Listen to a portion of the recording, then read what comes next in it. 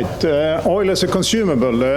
I'm going to talk about what we can do to find a way to circular use of oil. And I remember when I started as a chief engineer in the Swedish Navy, early 80s, that the only buzzword was viscosity. Today we know a little bit more on how to look at and how to treat oils. It's on. You have to speak close to the microphone. All right, I will try. And the oil as a consumable has always been the old school of looking at oils. And now we are going to face the time to change this, to look at the oil as an asset instead. And of course, when we look at it as a consumable, there will be a lot of direct cost that is involved. And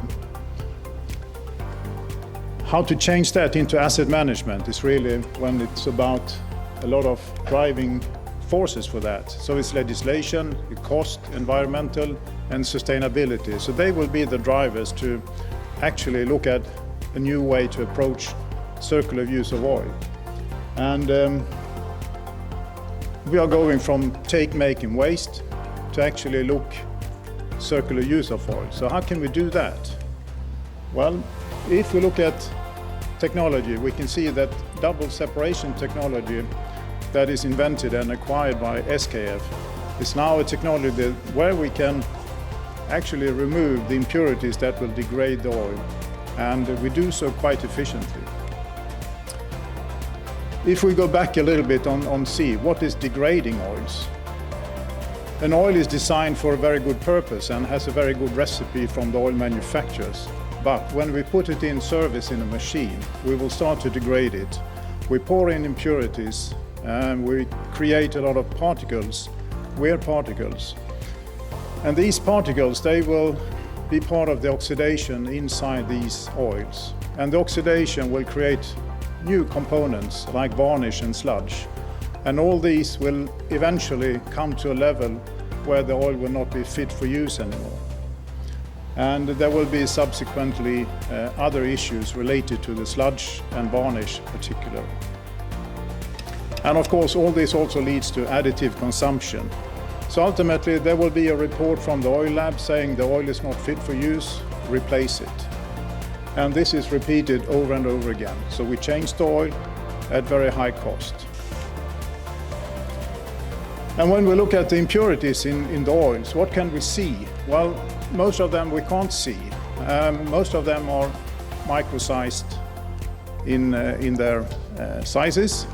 And if we look at a very childish, let's say, imaging of what is happening, if you take an apple and you split it into two, suddenly you have increased the surface area of that apple by 2. And you continue to cut this apple into more pieces. That means that it looks smaller, but the surface area has increased dramatically. And this surface area is a driver when it comes to the oxidation speed that ultimately will consume additives and deteriorate the oil to a level where you need to replace it. And what we do today is that we remove the micro-sized particles. So that's standard. The OEM has inline filters to do that. There can be some added on kidney loops that remove even better. But still, when the micro-sized particles is been removed, still 80% of the surface area in the oil is nano-sized. And they will speed up this oxidation, creating varnish inside the system, causing a lot of problems. And the total contaminant surface area, that's really what we are aiming for with the double separation technology, to address the nano-sized particles. And what we do with the double separation technology, it's a word that you will remember after this, I hope, is that we add a chemical booster to the solution, where this booster droplets will attract the nano-sized particles. They will be clumped together in bigger sizes.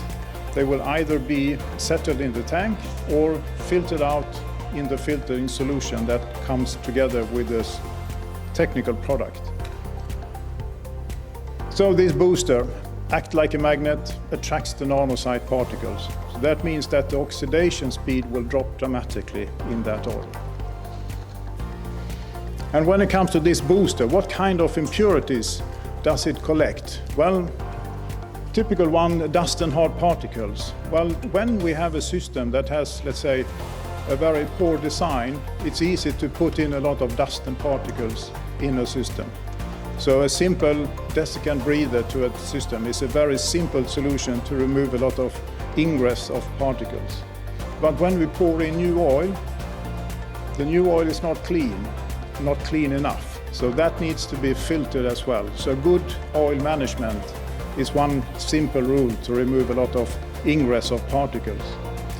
Consume additives. There will always be oxidation inside the system, hot spots, etc. That will consume the additives. And when they are consumed, they are not longer wanted in that system.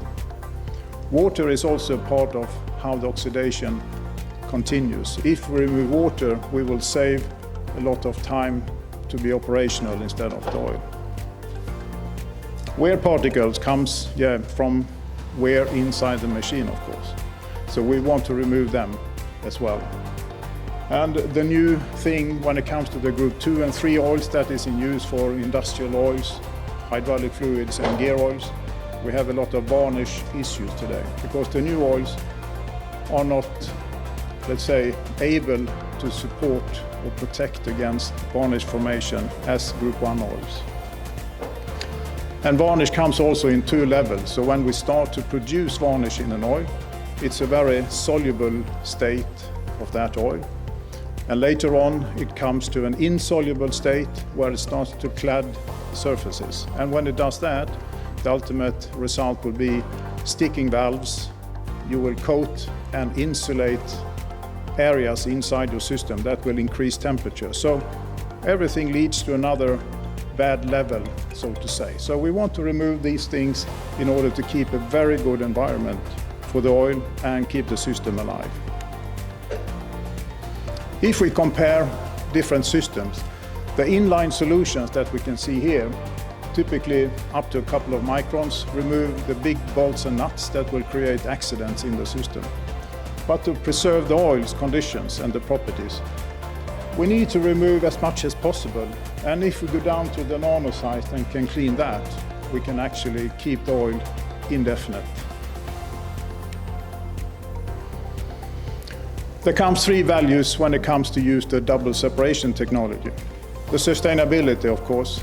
If we don't replace oil, that will have a huge impact on the sustainability. The total oil cost reduction.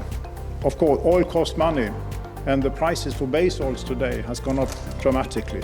So that means we can save a lot of direct cost.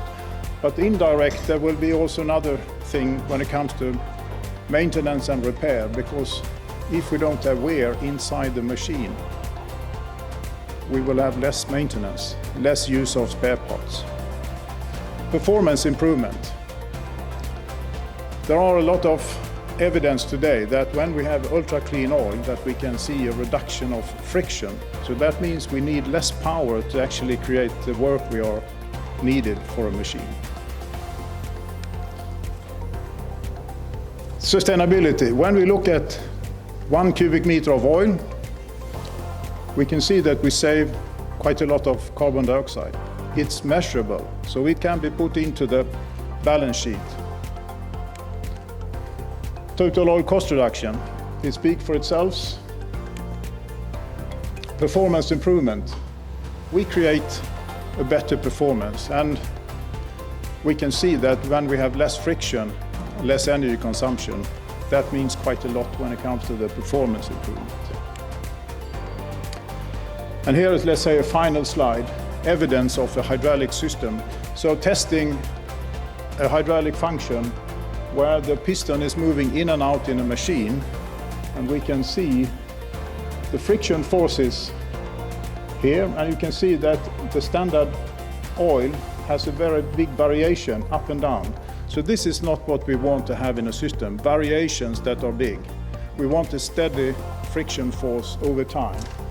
And when we use the ultra clean oil, we see that we have improved the friction forces by lowering 20 to 50%. So that has a dramatically impact on what is actually possible to improve performance, and then we have the other values as well. So that was my presentation.